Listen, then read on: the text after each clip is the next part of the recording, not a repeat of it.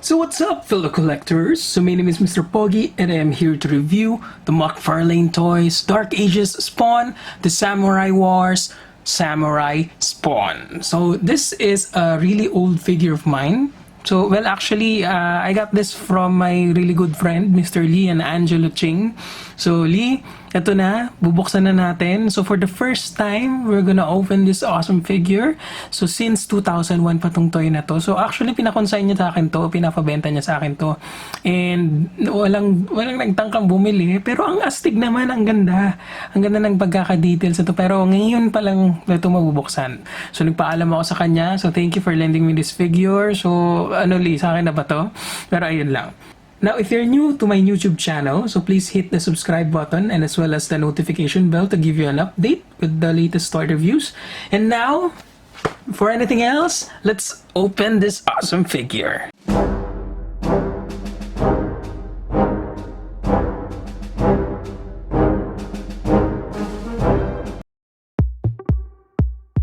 Now, let's review the box first. So, as you can see, this is the front part of the box. So, medyo may mga tape na tayo. Damage na yung tape natin dyan. The right side of the box, left side, and then the back part of the box. As you can see, maraming mga iba pang mga Samurai Spawn or the Samurai Wars natin. Pero ito si Samurai Spawn. So, merong Scorpion Assassin, Jackal Assassin, and we also have the hindi ko na mabasa, the Nightmare something, Lotus Angel Warrior, Dojo. So parang kamukha niya si yung nagbigay ng powers kay Spawn. So parang incarnation to ng Spawn. So bago pumunta dun sa latest na Spawn natin. Yan. Now for the read up dyan, so you can pause it if you want to. So the feudal Japan circa 1185 was a desperate place. But novice Bushi warrior Takeda wasn't concerned with war and famine. He wanted to become a master samurai. Takeda's brash tactics won him few friends and garnered the anger of the feudal lords. The daimyo who ordered his death, assassin struck down Takeda, who, with his final breath, cried for vengeance. Alas, Takeda's words were heard by the powers of the universal darkness. A bargain was quickly struck in the underworld, sending Takeda back to Japan to fulfill his prophecy. Now known as Samurai Spawn, this creature was from the pits of blackness, hunts samurai warriors who are not pure of heart, and searches the land of his own salvation. So that's quite a lot of read up, no? And then other collectibles from McFarlane. So nagkaroon ng bagong mga series si McFarlane ngayon for the DC figures, no? So enough about those. So let's dig in and open this awesome figure.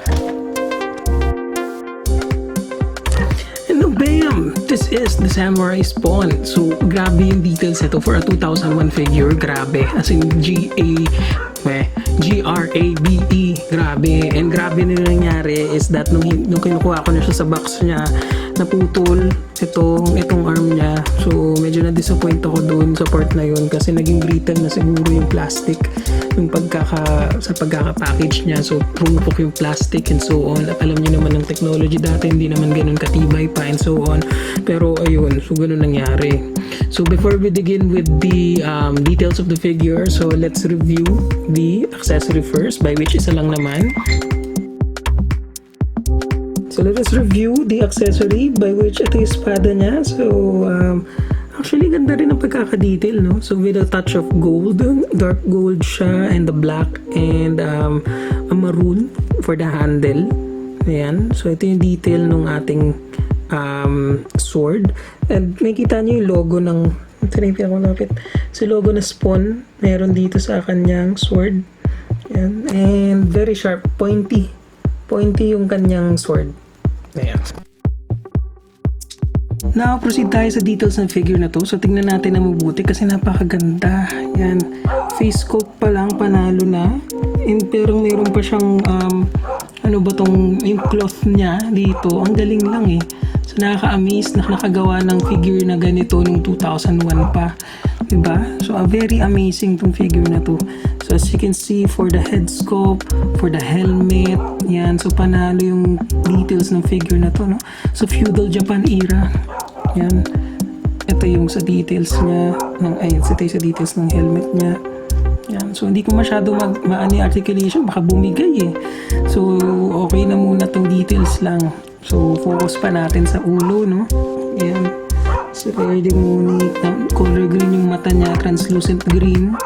And then, for the helmet niya, ang ganda talaga. Ganda, grabe yung details nito. So, I wonder kung magkano to. May papakita ako. So, for the pads, shoulder pads niya. So, ito yung details ng shoulder pads niya. So, galing. Then, cloth, ano to? Ito yung, alam niyo, sa mga damit na para siyang fur. So, may fur talaga. And as well as itong naka-braided na, ano ba to? Balbas niya. So, meron tayo dito. Ano? Ayan. Articulation niya. Ano, pwede pala nakaganon siya. Ayan.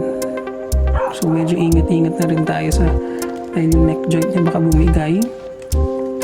Ayan. And then, ito yung sa loob, yung armor piece na sa loob. Meron tayo dito. So, grabe yung details, no? Ayan, no? Even for the chest plate niya. Ayan. So, ito yung details ng chest plate niya. Ito yung likod natin. Ito yung details naman likod niya. So, para may mga tali-tali, no? Galing naman ng details. As well as for the arms. For the arms niya, ito. Okay. So, sa loob ng shoulder pads na merong color brown. And as well as for the, ayan, merong paglabas ng buto. Yan. Panalo sa details talaga, promise. Yan. And then also, yung torso. Tanggal. Oh my God. Muli nga natin to para makita pa natin yung details. So, ito naman yung sa ano niya, para sa protector ng kanyang thighs. Yan, sa buttocks niya. Yan, ganda ng details, no? Even sa likod. Ayan, even for the cloth, no? Grabe, iba talagang McFarlane gumawa. Yan. And then for the hips, yan, for the legs natin. So, since tanggal na natin, ito lang yung joints niya. So, nakakatakot na galawin. Pero ito yung pinaka naastigan ako. I'm not sure if ano to, dragon ba to, or demon ba to. For Japan, ang ganda, grabe.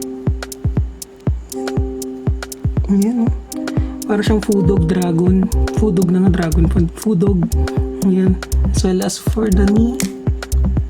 Details ng sa knee niya, oh. Ganda. Panalo. Yung buto dito, naaangasan din ako yun. Ano kayong ginagawa ng buto na yun? Diba? So, yun yung details. So, nagtagal tayo sa details. Ang ganda kasi ng details ng figure na to. Now, for the articulation of this figure, so actually, you can rotate the head. Make him look down, make him look up, ito yung farthest. And then as well as for the shoulder sana, ayan. So, naiikot yung bicep, and then pwede mong iangat yung kanyang shoulders from this one to this one. And then double jointed elbows ba to? And then single jointed elbow lang. And then as well as wrist, rotation of the wrist. Yun lang. Okay? And then for the other arm niya, same lang. So, single jointed elbow. And then, ito pa pala yung details nun sa kanya. Yung, meron pa siyang ganito. Galing. And then, rotation of the hand niya. Okay? So, merong wrist rotation. And now, for the torso, sa torso naman niya, meron sanang motion pa dito. Ayan. Okay? Then, pagka nakabit to, ayan, so, pwede mo i-rotate. Ayan. Side-to-side motion. Ayan. Make him split. Ayan. Pinaka-farthest na to. So, hindi mo magagawa yung pag meron nito, of course. Okay? Ayan siya. Then, rotation of the thighs. Double jointed. Hindi, single joint lang siya. Okay, single joint lang siya. Then, rotation of the calf. Ayan. So, naharangan ng knee pads. As well as for the other one. Walang rotation sa kabila. Wala. Then, that's about it. So, yun yung kanyang mga articulation. Now, for the size of this figure, so he stands at around almost 8 inches tall. Now, for the price of this figure, so actually, pinapabenta sa akin, nakalimutan ko na magkano pinapabenta sa akin ito ni Lian. Pero, ang kanyang price nagre-range from $42.89 to $50. So that would be 5 times 5, 2,500 sa atin. So parang ganun yung price, or 2,000 to 2,500. So I'm not sure with that price kasi nakita ko lang siya sa Amazon na ganun yung price. And right now, unavailable siya sa McFarlane.com, and it's currently sold out talaga. Now, may nakita rin ako, may nagbebenta ng $24. So, it varies. Depende siguro kung anong location. Pero right now, wala pang ibang mga nagbebenta. Onti lang talaga. Makikita nyo sa eBay and Amazon lang. Ayun lang siya.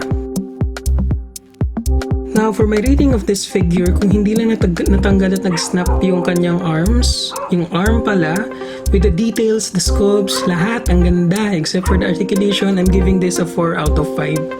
Pero kung di natanggal yan at kung alam kong matibay itong figure na to, binigyan ko ng 5 out of 5. So, na-amaze talaga ako dito sa figure na to.